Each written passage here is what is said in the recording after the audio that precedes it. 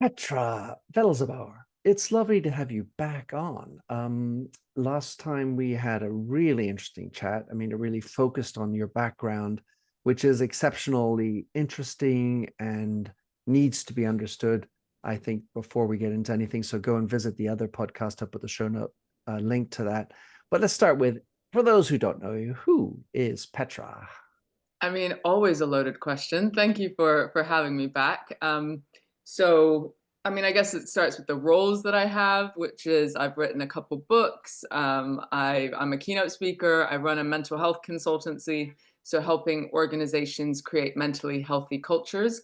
I'm a parent of two. I reside in London, You're and a I think psychiatrist I'm or you're a a psychotherapist. Yeah, psychotherapist? Yeah. psychotherapist, and an executive coach. I have a background in youth mental health, and my new book's on digital well-being. So I've got a whole bunch of immersion, I guess, in tech addiction and thinking about some of those things. And then for people who haven't seen the previous episode, I was born and raised in a religious cult. I'm 16 years sober. And I guess have gone through my own sort of depression, addiction, rock bottom moments, and learned a thing or two about how to thrive and enjoy life. In fact, yesterday I told someone with absolute truthfulness, and I know I'm going to sound annoying to people who are not morning people, but I said, every day I wake up happy. And, to the non-morning people, there was an eye roll and a like, that Right. can't be true. And Hmm. it really is, because I think I've learned the skill of happiness, and so it's a pretty cool place to be as far as who am I today. Love it. Well, your other book, of course, is Begin With You.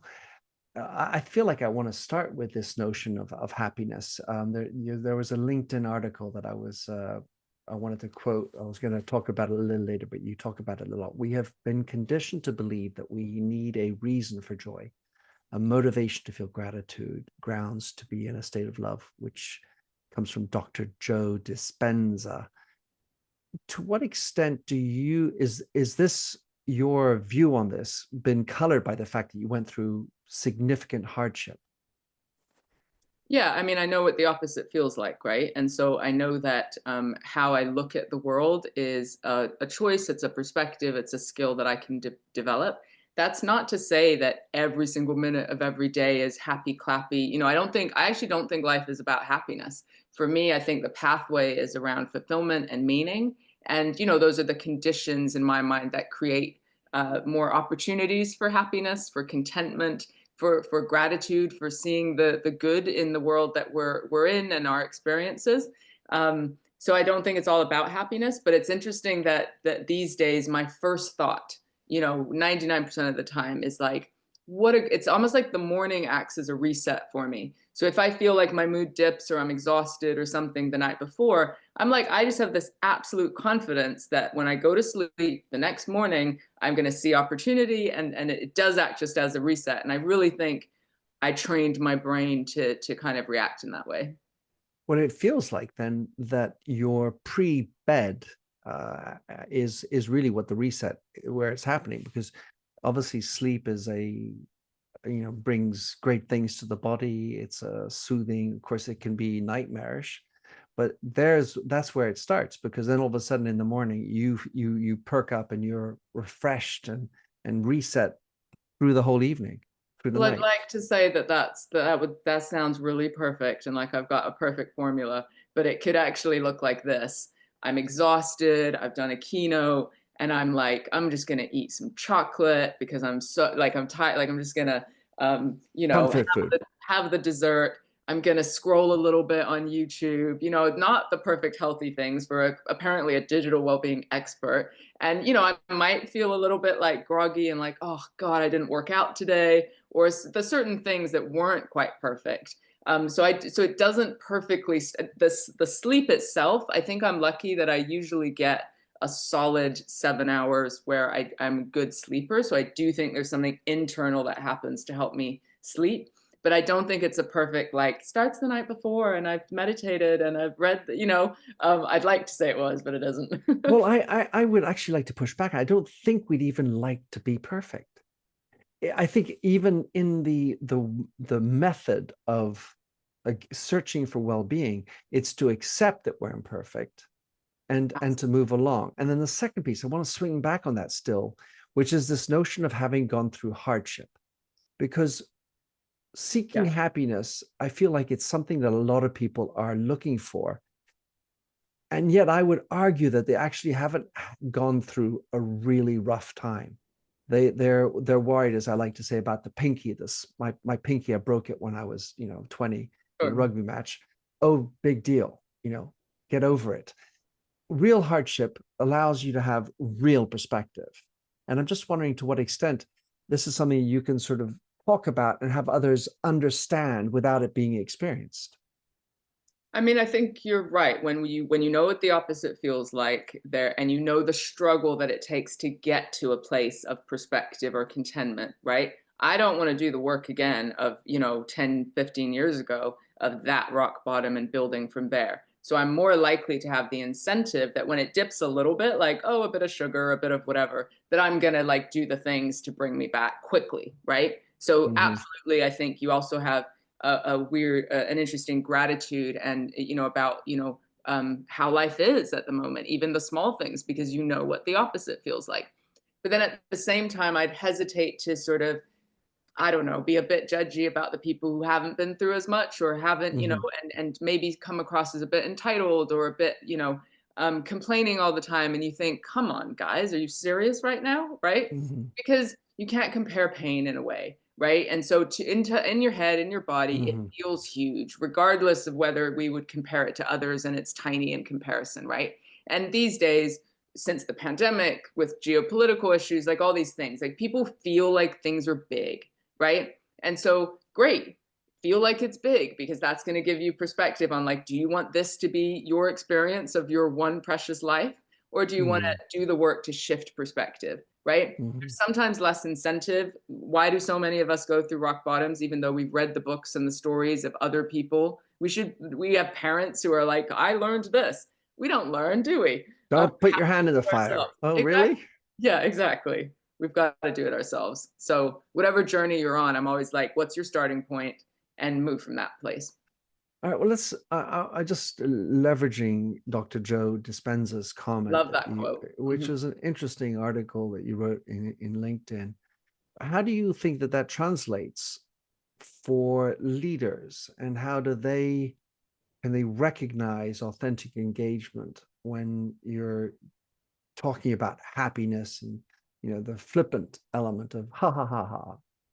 Well, it's interesting because in the workplace, there are these studies that a happier workforce harder or better or are more productive.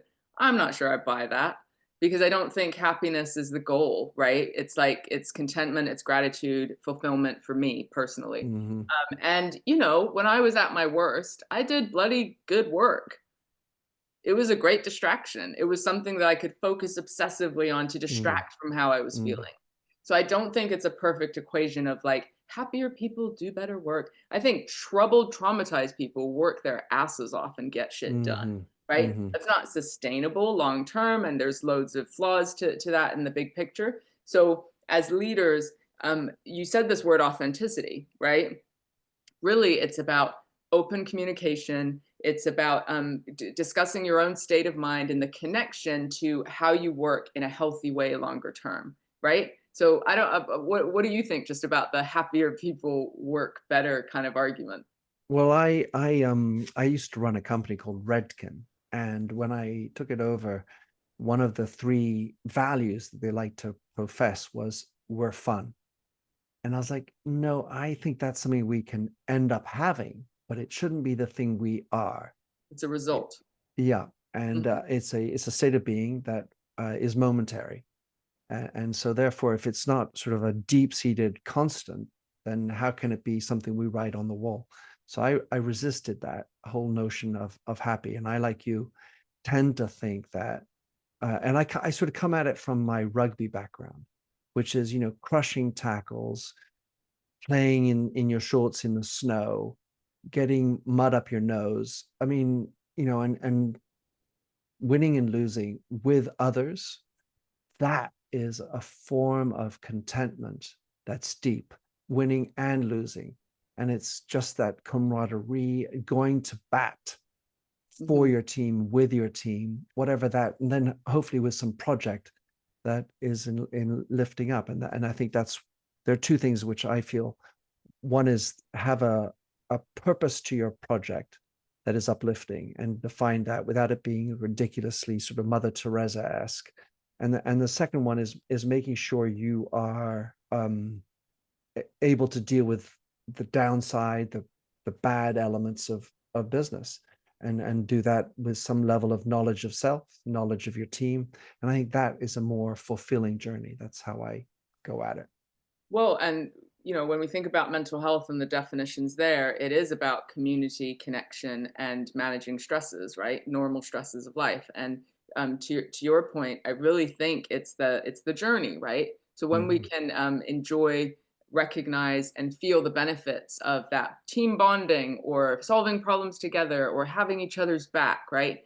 That is the richness that it is to be human. Mm. Because if we're only focusing on winning, as you say, like the achievement destination, what happens in a consumer society? We get the thing, and we're like, okay, then what? It's not connected to how we feel. So a lot of what I talk about at the moment is community and connection is the point, right? And that's the thing we're losing in a world where Mm. supposedly we're more hyper connected than ever before, and yet we've lost the skill. We're losing the ability to ask meaningful questions. I know this is what your books are on: empathy, meaningful communication, all the things.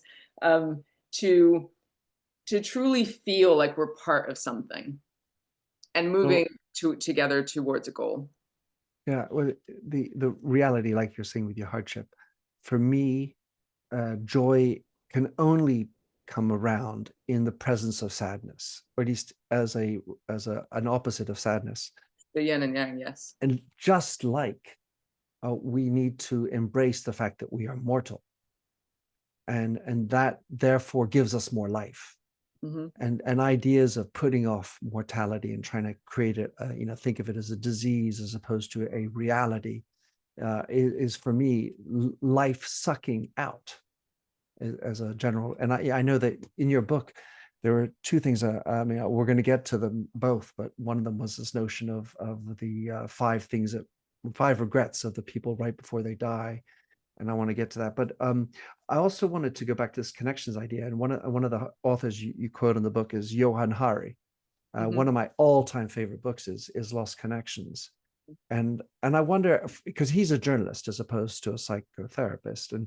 and knowledge of SSRIs, you're going to have a lot more understanding about that, both from both perspectives, but more from a medical history. How did you feel about his journey with how, I don't know if you read Lost Connections, but A while you know back, him, yeah. Hmm. and because he went through all the medicalized versions, and all of a sudden he said, "Whoa, snap! That's actually not the solution. The solution is get reconnected." Well, I would always hesitate with anything that's just like one solution as like a caveat for everyone because everyone's different. Fair. But I just went to a talk by a Dr. Joanna Moncrief. I believe her book is well, I'll send it to you so you can put it to the show notes. But Hmm. it's looking at the research around antidepressants, for example, and this notion of being chemically imbalanced. I think that's basically the title of her book, Chemically Hmm. Imbalanced. Hmm. And this that there's no evidence across the board that there's ever such a thing as a chemical imbalance, or that you can that antidepressants are working in the way that we think them to boost serotonin, right? So Hmm. actually looking at serotonin and the links, it just seems very flawed, this whole notion. And antidepressants often, and I use the word carefully, often are simply numbing an emotional state, which Hmm. often means we then will not do the work that it takes to make us feel better, or we'll have a placebo. So in the research, that she quotes, there's this placebo effect that may enable us to think, oh, maybe it's possible to connect now. So I actually think the medicalizing of, and Johan Hari speaks specifically to depression and addiction, right? Medicalizing probably normal reactions to the human experience, which is living more isolated, not in community. So I absolutely rate Johan Hari's journey and his approach. I Hmm. don't think anyone, even mine, is like the full picture, right? So there will be people who absolutely need some medical help in that way. But I actually think the way the world has been going, society, as far as medicalizing human emotion and needing to fix it, right? Yeah. To your point, we're all going to die, right? It's important. If you want to feel joy, Brené Brown talks about this, you're going to be open to feeling sadness and hurt. If you're going to take the Mm, risks with empathy and connection, you're going to take the risks with pain and loss and sadness and suffering, right? mm, That is the range of human experience. And so for me, it's about learning to feel. There's a book, Permission to Feel, right? Which is mm, just what are the pieces within us that we are suppressing or repressing or trying to fix, especially in this well-being influencer world where mm, everyone is telling you in 3 steps you can, feel happy and whatever all the time. And mm, I don't think that's helping either, right? mm. So the bottom line, I realize I'm on a soapbox now, is how That's do we good. how do we and of course, this, given my background, this is absolutely the theme of everything, is how do we learn to think for ourselves, Mhm, right? And to look at the information around us and then weigh it up connected to our body and our needs and our emotional state. But then if we do that, it means we then take responsibility, or we have to take responsibility to do something about it. We don't want to do that many times. It's easier to say, oh, the doctor said this, or, this is the symptom that I need to manage. When actually it's taking the brave step to connect that is probably the antidote to a lot of suffering today. mm. I in the recent books that I read, The Age of Diagnosis. I don't know if you come across that, by Suzanne O'Sullivan. I haven't read that one. It's a fascinating book. She talks a lot about this medicalizing. She's a neuroscientist or a neurologist, sorry, Mm, and she talks about the medicalization and the pathologizing of so many things, where uh, healthy people become patients all of a sudden, and this idea of the chemical imbalance. She talks a lot about that. She's like, how is it that some sort of layperson just comes in and says, well, this is what's going on in my brain? She says, I've been only studying this for 30 years and I have no idea what's going on in our brain. But you all think you're just a journalist or a pundit, yeah, and yeah, yeah. you think you know everything. Wow. All right. So I wanted to go back to digital well-being. I mean, there's so much in this book. It's a great book. I mean, really, I enjoyed it because you have deep thoughts. There's philosophy of life as well, and of course your background. But how was it for you writing this book? What was your experience of writing it? We teach what we most need to learn. And I think early in the book, I talk about the time in my life with which I had these deadlines, right? And so I break up with my partner of 4 years. Both of my kids move out, so they're young adults. And for the first time in my entire life, because I moved from communes to raising kids real young to being married to like whatever, I sat with myself alone, and not in a contrived meditative, like, let me spend 10 minutes alone, but like, I was living alone, right? Yeah, Alone. And my heart shattered into a million pieces. And the pull of my phone for like pseudo connection, for yeah, numbing, for like avoidance was so strong during this time. And I've got deadlines to write a book around digital well-being. yeah, Hilarious, right? So like all of these things, I am case study one, right? yeah, Ground zero is like, yeah. this is hard, right? And I came at it from an addiction lens, which originally my publisher was like, ooh, I don't know if everyone's going to get that lens. Like they might not relate to that language. But in my research, I really found that people did relate to it, from young kids straight through to the older generation. So it was tricky. I think every book, this, is a piece of your soul. It's a piece of Mm, where you are in your life at mm, the moment. You want to bring it to life through stories, through research.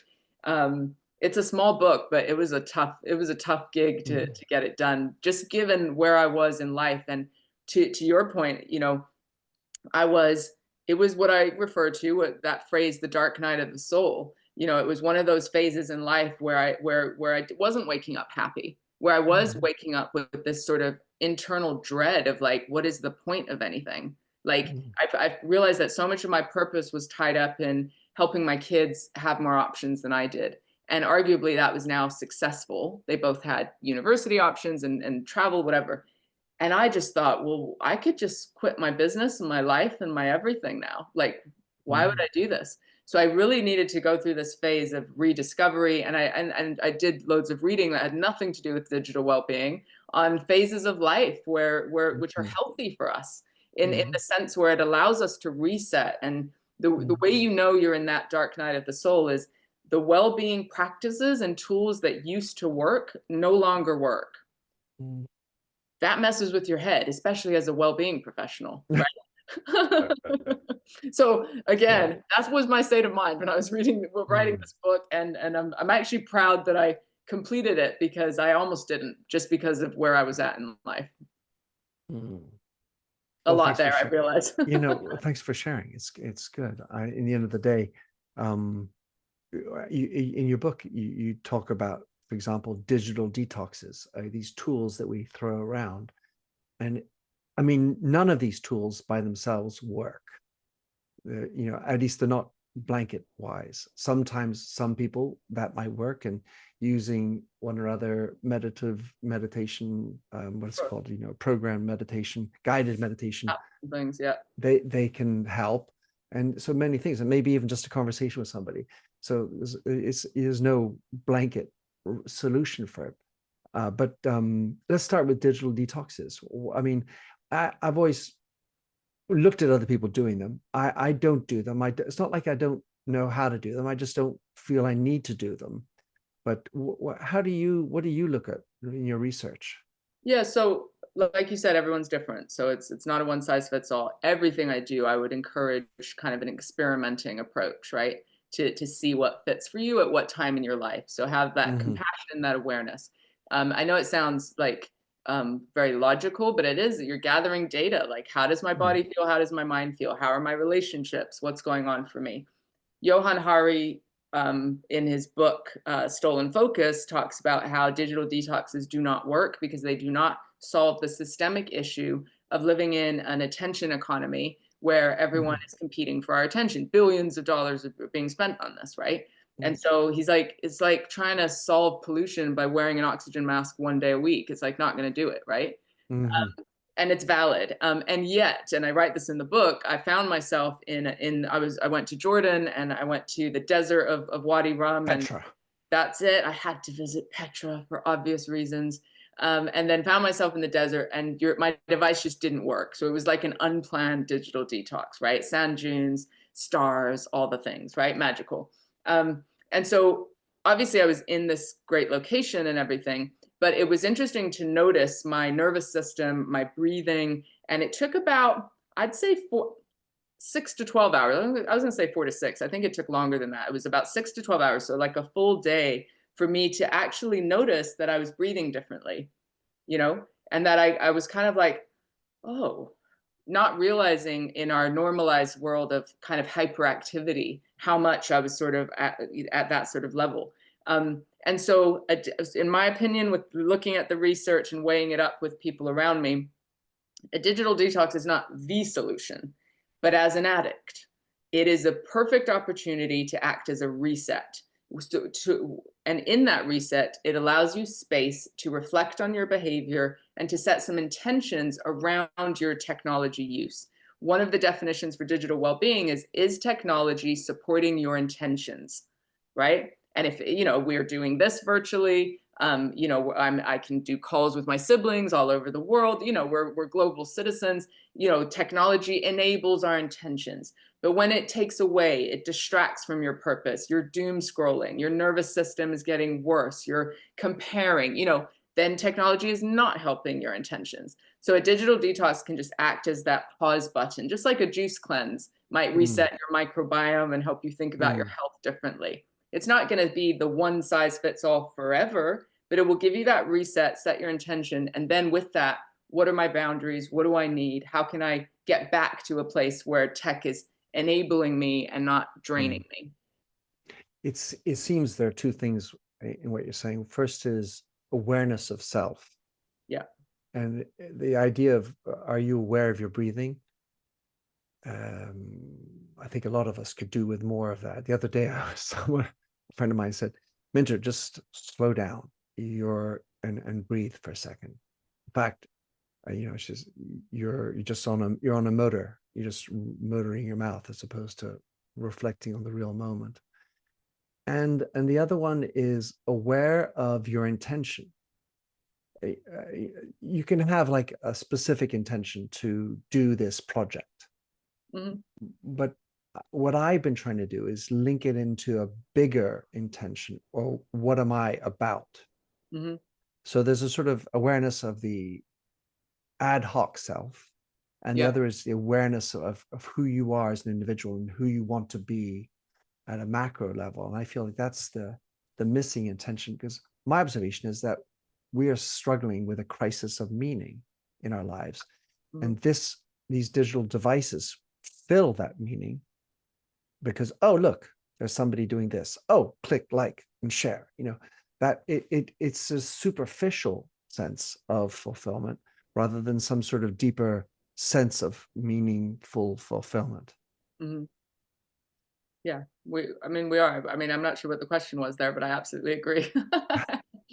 There was no question. Yeah, It's just in the realm of talking about this intention. yeah, How do you craft the right intention? yeah. But I mean, I would hesitate to use the word the right intention, because Mm-hmm, it's like, what intention do I want now? Right? Because of mm-hmm, course there's the massive philosophical questions, and it depends where you're at, right? Where your mm-hmm, self-awareness level is at. So it might start with my intention for this side hustle that I want to build so I can provide for my family. And it might be quite practical, cool, right? For you and me, who've been doing this work for a little while, the intention, of course, is like, who do I want to be? I always, my goal setting is always around, how do I want to feel at the end of this year looking back? And I've got two marker points in my year. So I've got my birthdays in the summer, so it's bang in the middle. And then we've got the end of the year. So for me, again, I'm not like New Year's resolutions, but I am like, those are two marker points in my life that allow for mm-hmm, some reflection and intention setting.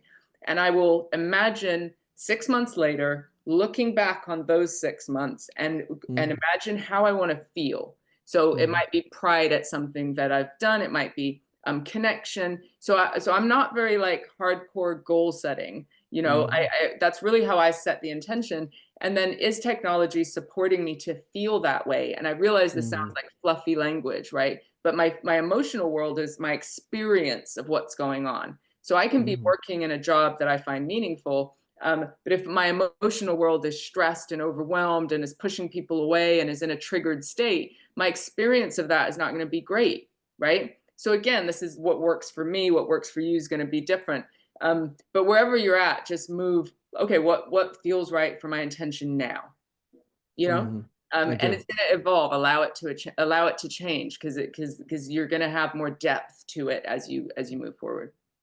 Well, I guess when in the right intention, there's this feeling of, well, I intend to just waste time, or I intend to just wallow Rarely in is my that wallow in my doom.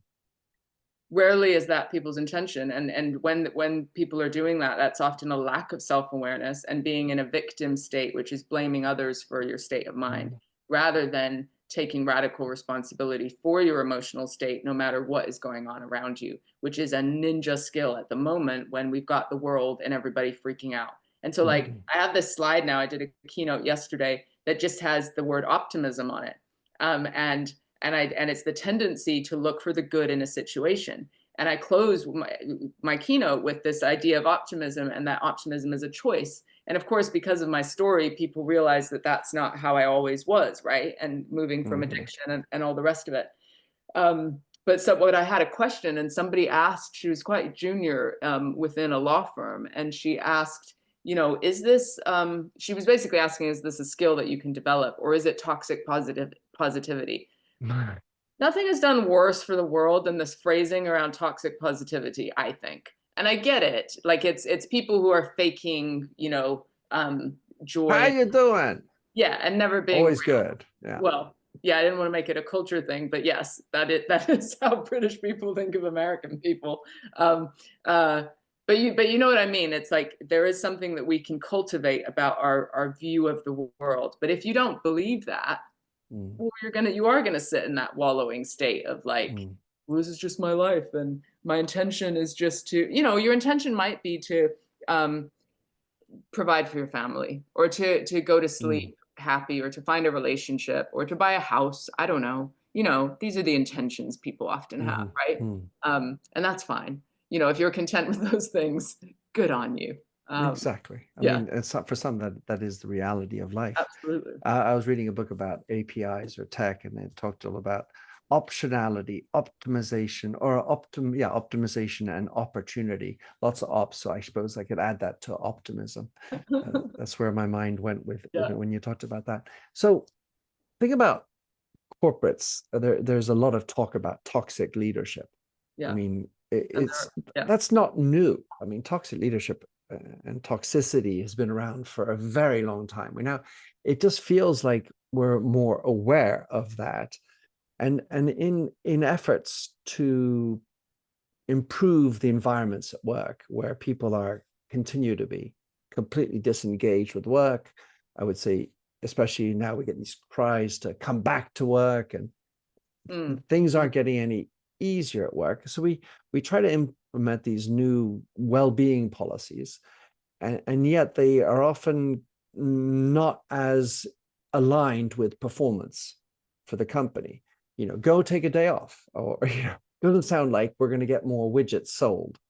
No. So what sort of advice do you have for leaders who are trying to bring more well-being into their environment? What policies might you sort of look at or rule out for helping improve? Well, and you'll know the policy is one step, and then it's how do you bring it to life, right? What happens with this policy, right?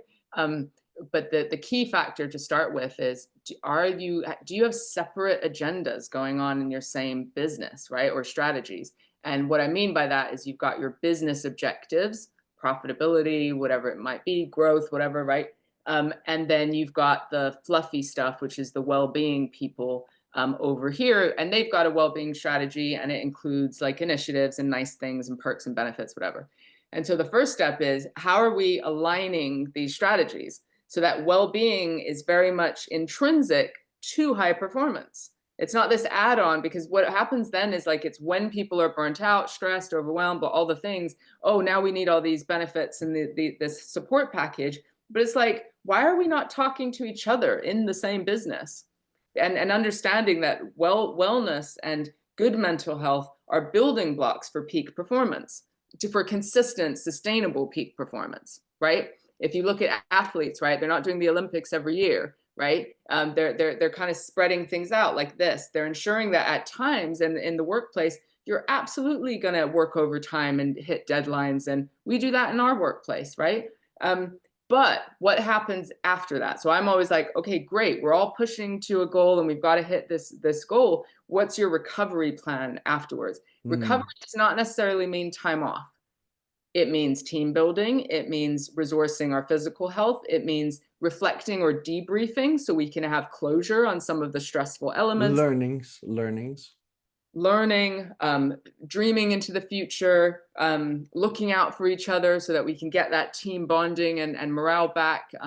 It's understanding that in a team, sometimes a person's up and another person's down, and then it Mm, fluctuates. And when we have each other's back, that doesn't matter because we trust that that flow is going to happen. So for me, it's again, it's just aligning policies, aligning strategies so that they're connected. And I say this to people and I show them how. And really, it's a mindset at the beginning of it, because a leader just thinks, well, that's not my job. We've mm. hired someone for that. Like, what? Right. I And pay so, you. and so for me, it's like, how are leaders in the day-to-day running of the business kind of showing or modeling the way, proving how these things work in practice, right? And so, yes, there's always going to be toxic leadership, but it's a continuum of just human behavior, right? A really good leader can be really stressed, going through a divorce, have a sick child, and suddenly be restructured and have half the size of a team. They're not always going to be the perfect leader, are they? Right? No.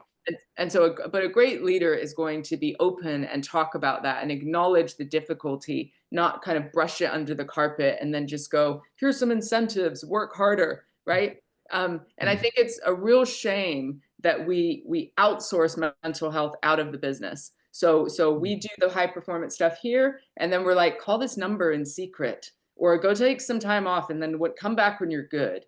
But actually, human connection is knowing that sometimes there's flux and sometimes people need more or different, right? Depending on what's going on. So I want to see more mental health and well-being in the business, which is as a team, we talk about it as a team, not just in secret one-to-ones either, Mhm. because that way you create team accountability around mindset, performance, physical health, mental health. Like that to me is a mentally healthy culture. Well, the way you just talked about it, Petra, is what well, first of all, is very authentic. And yet the challenge for so many bosses is, because the executives who are leading modeling, is they don't know how to do it. So many old farts like myself were brought up with stiff upper lip, and moving into that space, it's almost like it can invite tears, because if you start going down the path of emotions, whoop, you can floodgate out because you just don't know how to control it. But yeah, that's fascinating area. When you are trying to bring well-being into your workplace, making it align with what you're trying to achieve, it feels like communications is sort of the nuts and bolts of it all. And within that, of course, there's the digital set of communications, the emails, the WhatsApps, and the profusion of ways that communicate. So start with the overall in communication, where you're just talking about how you need to bring it in, but maybe there's other things where, as the leader, you're communicating. What else do you need to communicate? But then specifically when it comes to digital, how do you need to adapt or improve the digital part of it? Because that's also where the well-being can also be burned out. So I mean, there's a lot there. I would always support an organization to think about their comm strategy when it comes to all these nice things that they want to do for the business, because sometimes you're playing a part in overwhelming people. So say you've got Mm-hmm. um, the culture team, you've got the leadership training guys, you've got the well-being team, you've got diversity and inclusion, whatever. You might have networks, you might have, all these different things. And then everybody's often competing for the same budgets internally, Mm-hmm. and then often doing a separate comms email or whatever rollout to Mm-hmm. people, and then they're complaining that nobody engaged or less people engaged than they thought. What is going on in the world? And I'm like, why don't you talk to each other and streamline your comms plan first of all, and then also Mm-hmm. make sure things are fit for purpose for the world that you're in and the people and how they're experiencing it. It's not just a strategy up here. It's like, what is your industry? What needs to happen on the ground? How do we actually listen to these fancy surveys that you send out to people and then don't necessarily do anything with? So that's one piece, just in rolling out some of this stuff. But then absolutely, digital communication just opens up the whole debate around always on culture. What are working hours these days? The debate around the French policy to shut off emails after hours and make it illegal, and where that stands with people who have autonomous, flexible working practices that might be Mm-hmm. different and value something different than 9 to 5, and Mm-hmm. the younger generation coming in, right? So there's always two sides. One is Johan Hari's book around the systemic issue and what needs to change there. Because let's be real, there's something hugely, we've got AI, we've got things that are only going to be moving at a faster pace, right? And interestingly, we're kind of in the messy middle of that change, right?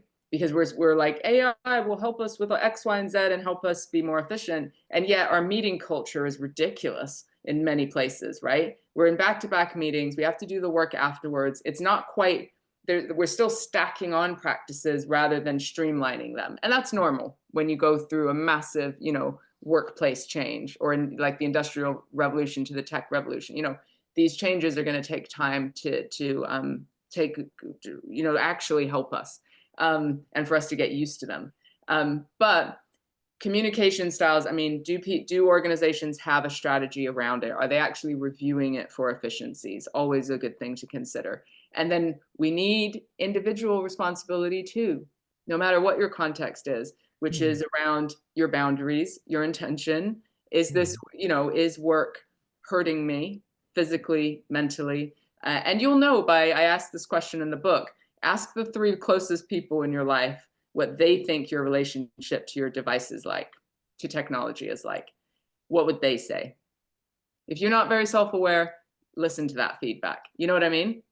And Mm. so if you're not present with your 5-year-old, if your relationship is on the rocks, if your health is plummeting, like these are signs, right? If you're feeling depressed or anxious, that's information. It's not a chemical imbalance. It's telling you like something's not quite right here, right? And then I realize not everyone is in a position to radically change their life. No one changes it overnight either. Yeah. But the questions, of course, are what are the small things in my control, and how do I create accountability in my family, personal life, work life, in order to have a community that we can help each other stay on track rather than all, I write, and I know this from my experience, addiction hides in shame and secrecy. And what we're doing with our digital worlds is hiding it in shame and secrecy. I was wondering how much being a do-gooder can be damaging for your well-being. And there I'm thinking of the one who's really thorough, the one who rereads 3 times the email before sending it because don't want to offend, That's making the sure that perfectionist types. what right, but but also the I want to be This. good with the other person. If I'm truly empathic, well, I shouldn't use this word because that'll trigger her, because that's a word that I know is bad for her. So I have to think of a different word for that. I mean, whether it's perfectionist or overdoing the gooding of the do-gooding, there's, I think a lot of people are aware of so many things that are, bad for others, forgetting the toxic leaders that are sort of straight out Sure. sociopaths and such. But there's also this other group, the cadre people, that I feel are overwhelmed by trying to do right, to do well, to do good. And that ends up being just very heavy and not very performative as far as performance is concerned. Yeah, yeah. I mean, it's the people pleaser type. It's maybe conscientious and you've always had a high standard. Certain industries have been very competitive, so you want to keep your place, right? And so Mm, always be going above and beyond. So there's a variety of reasons, right? And so I guess from a psychotherapy perspective, and my personal journey, I think the more you can understand your story and what has helped make you or shape you into who you are today, the more you realize which bits are just like, well, this is just the way I am, and which mm, bits are like habits that you have created over time in order to feel accepted, to belong, to feel respected, all the primary human needs that we grow mm, up maybe lacking or wanting, right?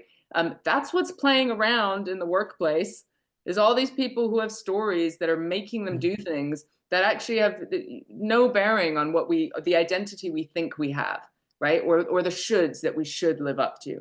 And we were talking before we got online, you lose someone close to you and suddenly you get some perspective and you're like, mm, oh, does this email matter in this way? Who mm, cares, right? mm, Like, what about nurturing a place of authenticity, connection, community? And then these little tactics will often come off the back of it as well. mm, And sometimes doing that will make you make decisions to radically change your life. You might leave the corporate world. And I know mm, people don't want me to say this out loud, but you're allowed to reflect on this and decide how you evolve the next phase of your life, right? Or how you interact with it differently. So I have a lot to say on people pleasers and all of that. Like, I want to know your story. I want to know why. I want to know, what made you, who were you trying to please when you learned the skill of being a helper? But then I know I could talk all day, but the flip No, side. I love it. That's why I like having you on, Petra. It's good, great energy, and I know you. I knew you would be strong in this. The flip side, though, when you say do good, giving back is one of the 5 ways to well-being. One of Mm, the first things I did when I got sober was I started volunteering in a youth club. Service is one of the biggest premises of Alcoholics Anonymous and the recovery groups, right? And there's something in your brain that happens when you're giving to someone else. you, mm, you get a break from your own head. You get a mm, break from thinking about yourself, right? And so can be a beautiful thing. And I often challenge people who are feeling depressed, to Johan Hari's point around connection and community, to look at your lifestyle and look if you are becoming stuck in such a self-absorbed place. Addiction, I mm, got some debate about this on LinkedIn when I said it, but I was speaking personally. Addiction is a selfish disease. So are many other mental illnesses. And I don't mean that's a judgment that you're a selfish person, but I'm saying, speaking for myself, you get so absorbed with your own head and like Mm, this, that, and the other that you mm, forget that like you could just turn the volume off by being in connection.